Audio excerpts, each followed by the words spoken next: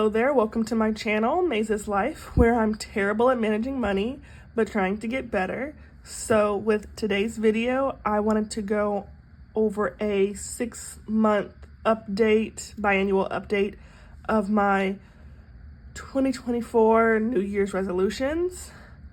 So let's get started. So as you can see here, I've kind of added to it since last time. I didn't like how it was so blank. This entire right hand side I just left blank. I didn't know what to do with it. This is just a monthly planner that I think I got from Home Goods or Marshalls or somewhere to, put on my fridge and use as a monthly planner. But because I only just go to work and then come home, or go to work to my second job and come home, I don't need to run errands for other people as if I had kids or a husband. I don't need to track my monthly things like that, that detailed. So I figured to not waste what I already have and not spend additional money, because I am trying to overall pay off debt, I would just use this monthly planner. So on the tasks side, on this left-hand side, I broke it down month by month, the goals that I wanted to accomplish. Then this side used to say this month's goals. Instead, I just crossed it out and put ways to make extra money. And then I added some things here, and I did get tax return. I did get a second job. I did get a roommate. I need to do some donations, either to like Thread Up or through Plato's Closet, maybe. Or maybe I'll just sell them on the apps. Not sure, but I'm very busy with my 2 jobs and avoiding my roommate. So we'll see how that works. Then on the notes section, I chose to make that my quarterly report. Don't really like how I did this. How I did it for April and July. And this one's end of December. I should have just done the end of March, end of June, end of September, end of December. Made it more consistent. But it is what it is. And then this section, which is like appointments and events, I chose to mark down all of the trips or little day planned activities that I wanted to do for the year. And with this trip right here, I put a budget. I guess I could put budgets for the other things as well, but it is what it is. So let's go over this task side. I already told you the ways I made extra money, but let's go over this task side. So in January, it was a low spend month, and I did get a roommate, so I checked off both those boxes. Then in February, I saved $1,000 for my emergency fund, and I paid off 1 extra credit card. It was also a low spend month, but I didn't have a low spend month check box, so I came down to April and checked it off. I don't know if I should have done that, but it is what it is. That's what I did. Then in March, I got my second job. I actually got it back in January, but I started it in March. And I applied, or I'm starting to apply for a new main job, which I already have, but you'll see that soon. Then in April, I paid off a credit card, and I had a low spend month, but I already marked off this one, so I marked off the one in May. And then in May, I paid off $7,850 in 100 days. And that was due to a low spend month. So I had to then come down to August to mark that off, which is why I don't like how I did that. But I was able to pay off all this money in May due to a very large tax return. It's the largest tax return I've ever had. Usually it's under $1,000. But this year, my federal and state combined was over $2,000.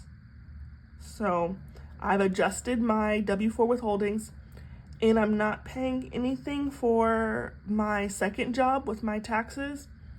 I did put on my W-4 that I had a main job, but I didn't know how to calculate it, so I just kind of left it alone. So I have noticed that my second job is not taking out anything for federal income tax. All right.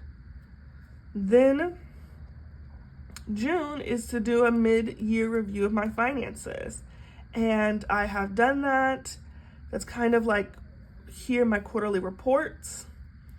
but I'll get into that second. I also had a goal to take a cooking class, and I did not do that. Now, I haven't started my new position yet. It starts on July 17th, but I did get that new position, and it is a promotion. So I'm going to go working from tax accounting to HR over accounting. So yes, that's July 17th. Cannot wait. But as you can see here, I don't like that I had this low spend month in August. I don't like how I had to keep checking up, so I'm not sure how I will continue to do that.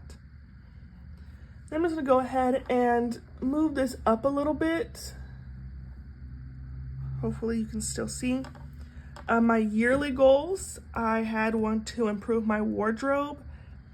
That's gonna be to improve my work wardrobe specifically, and I have bought several pieces for that. I bought most of them from ThreadUp, and they were not used, they were new with tags, but that's how I improved my wardrobe mainly. But then I also had gift cards to Dillard's.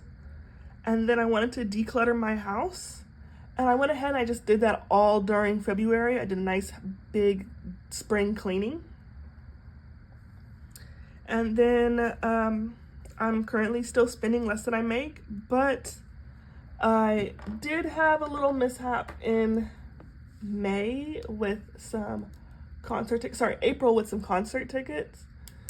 But other than that, I'm doing on track, and I'm now selling one of those concert tickets. So, and I've already sold it actually, so I kind of made up for it, but just with another month. So let me go ahead and maybe I'll leave it alone. I'll leave it alone, but let's go over to my quarterly reports before I mark off the next thing that I want to mark off. So in April, I was doing great on my financial goals. I had accomplished all of them by mid-April. However, I need to accomplish more than just financial goals. I notice here that I do not have any non-financial goals listed here, and these other non-financial goals will still help me with my finances, it'll help me with my work-life balance. And so I think that I have some for the rest of the year, but I think that next year when I do my New Year's resolutions, I'm going to include those. The reason why I didn't was because I wanted to focus really hard on paying off debt. And I am doing that, so maybe I shouldn't add additional goals. But there are goals here that I've listed that are cheap to free, such as paddleboarding, going to a waterfall, if I do like a cute day trip. But that's why I didn't initially plan for them. I wanted to just hit the ground running because the first 6 months of the year are always the hardest for me because of my birthday being in March.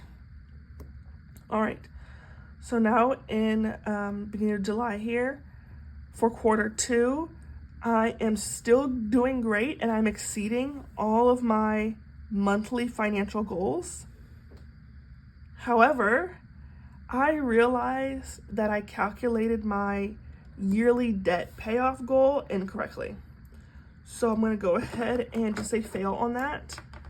I said to pay off $35,000 of debt, but that was not accounting for the interest that I have to pay. So I will be paying off or putting $35,000 towards debt if I keep on track, but I will not be paying off $35,000 of debt. So that was a huge realization this month. I'm still going to try and pay off as much as possible, but when doing my, review of finances that I did, I realized that I miscalculated some things. And then something that I've already stated is that I need to accomplish more than just the financial goals. I had the goal in June to take a cooking class. I have not done that.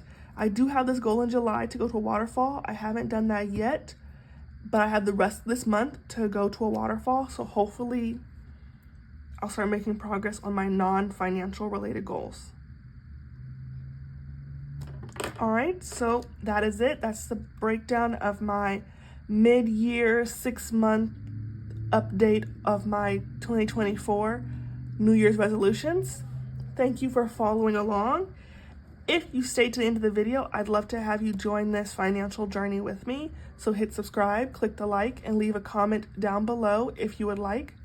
My next video will be out tomorrow, and if you have any advice whatsoever, please leave it down below, as I would greatly appreciate it. But other than that, thank you, and until then, thanks for watching, and see you in the next video. Bye-bye.